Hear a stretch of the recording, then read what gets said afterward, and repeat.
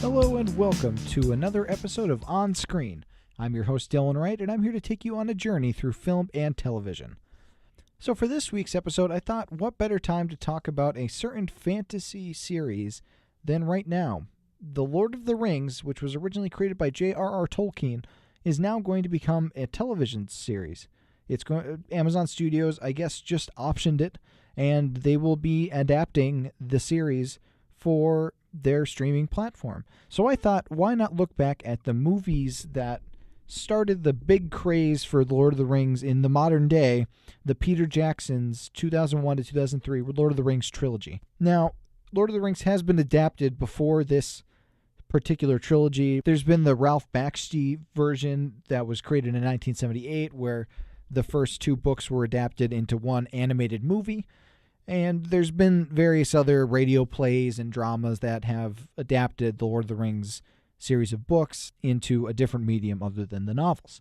But Peter Jackson's 2000 series is what made everybody stop and think and be like, you know what? These blockbuster movies that are based on adaptations might just work. We might be able to get these timeless stories and put them on the big screen and make them into giant mega action movies. And honestly, the Lord of the Rings series has changed the way that movies are marketed. Usually before then, sequels weren't as huge or as big, and they weren't as expected. But when The Fellowship of the Ring came out in 2001, the audiences developed a craving for the next movie in the series, The Two Towers. And honestly, The Lord of the Rings is an interesting case study in adaptation because it's a series that, while staying faithful for the most part to the books, there are a lot of things that they excise or change or move around the different timelines a bit. Like, for instance, and I'm going to get into spoilers about the Lord of the Rings series from here on out, the character of Boromir, played by the amazing Sean Bean, doesn't die in the book series until the second book, The Two Towers. He dies right at the beginning. But in the movie series, he dies in The Fellowship of the Ring to give the movie more of a climactic ending than the book had. And a lot of these changes are for that reason, to make it more palatable for the movie sense. There's a character named Tom Bombadil that the hobbits run into before they end up at the Prancing Pony with Aragorn, who is this... Well, Aragorn's cool, but I mean, before they end up at the Prancing Pony, they run into this magical creature person named Tom Bombadil that seems to be this, like, oh, hi, I'm irrelevant and I'm fun. And everybody was all up in arms that he was left out of the movies, even though he doesn't really add anything to the plot. He was a holdover from what J.R.R. Tolkien originally wrote the books as, because he originally wrote The Hobbit for his child to read at bedtime, and then he was still in that mindset when he started writing The Lord of the Rings, but then went into a bit of a darker tone as the books went on, because he had some experiences within the wars, and a lot of people say that the stories are allegories for World War I or World War II. He denied that vehemently, but still there is some truth to that, I believe. But back to Peter Jackson's series of movies, it revolutionized the way that movies are marketed and how sequels are expected. Because back in the day, if a movie did well enough, it might get a sequel. But when the Lord of the Rings movies came out, even before the movie was out in the theaters, there were sequels lined up. There were ideas for the next movie, and it was just a movie-making machine. The success of The Lord of the Rings has a lot to do with that, I believe.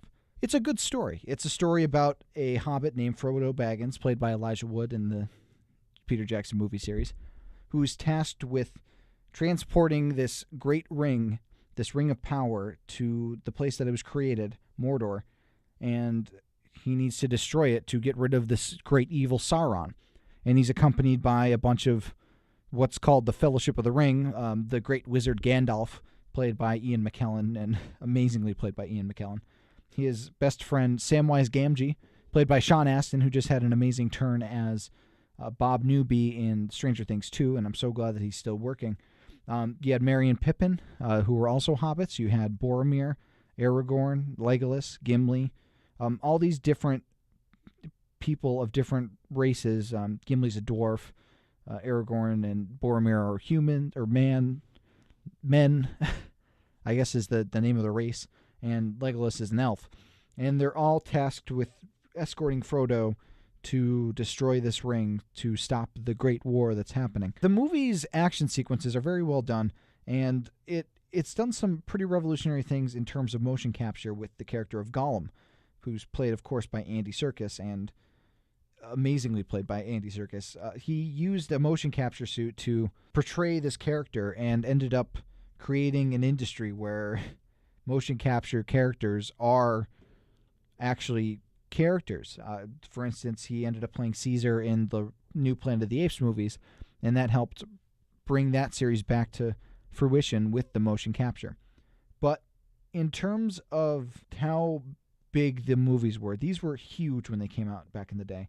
Everybody was clamoring to see the next one. The video game tie-ins, the books sales spiked immensely.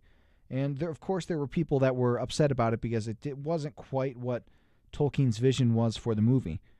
But honestly, it's closer to the source material at times than the animated movie that came before it. And honestly, it's difficult to adapt such a vast series of novels accurately without sacrificing a story point or two. The Lord of the Rings movies had to have extended editions to add in different scenes. For instance, in The Return of the King, you get more backstory about Faramir, Boromir's brother, and their relationship with their father Denethor. And it's really impactful stuff that they just had to cut for time in the movie. The run times of these movies are not small.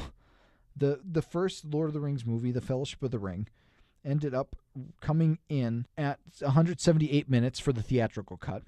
And then it was 228 minutes for the extended edition. It had to be split between two different DVDs. And of course, I ended up buying the extended edition, and I'm ruined for the regular cuts because there's so much added material that really helps with the story and helps you build the characters. Because the thing about The Lord of the Rings is there is a giant cast, and there's not enough time to individually get into the character of each person. There's going to be sacrifices. There's going to be characters that don't get enough of a development to care about them. And the way that Peter Jackson makes you care about these characters is through their banter together. Legolas and Gimli, giving them a bromance, despite being an elf and a dwarf who their races normally don't get along. They managed to flesh out these characters in a way that they wouldn't have been able to if the movies were shorter. And the extended edition even gives them some backstory and things like that. But it's good that we're able to care about this vast cast of characters through their interactions with each other. It's a really good character study to see, okay, why do we care about Merry and Pippin? Why are we interested in their story as they're going off with the giant tree people when we could be just watching Frodo and Sam trying to sneak their way into Mordor? Why are we caring about them if we could be watching Aragorn and Legolas and Gimli helping Helm's Deep fight off the orcs? It's a testament to the actors, and it's a testament to the director, Peter Jackson, and how he was able to make them seem like a family that care about each other. And that's something the books lack a little bit because there's just so much going on, and there's so many plot points that need to be covered in such a short amount of time that, honestly, there's really no time to get into character. It has to be story. Things have to be pushed forward because there's a lot of points we have to get to. There's a lot of places on the map that we need to hit, and we can't if we dilly-dally on things such as characters. But these movies manage to keep the heart of these characters. They manage to make you care about them and show that they care about each other. Sam and Frodo's friendship is strong in these movies. You could tell that these two actors are pouring their hearts into these performances because they honestly seem like they're brothers. They seem like they really care for each other and that they want to help each other through this. And honestly, that I think is the most important thing about this series of movies, because The Lord of the Rings, while this giant epic fantasy series and that's filled with action and all of this different explosions and all of these CG effects, it's all about the characters and how they manage to get through these difficult situations. And I like the idea of it being a TV series because it allows you to get into the world a little better. It allows you to learn about the characters a little more in depth than you would in just a short 2.5 hour movie. you could really delve into what makes them tick. Why do they act the way they do?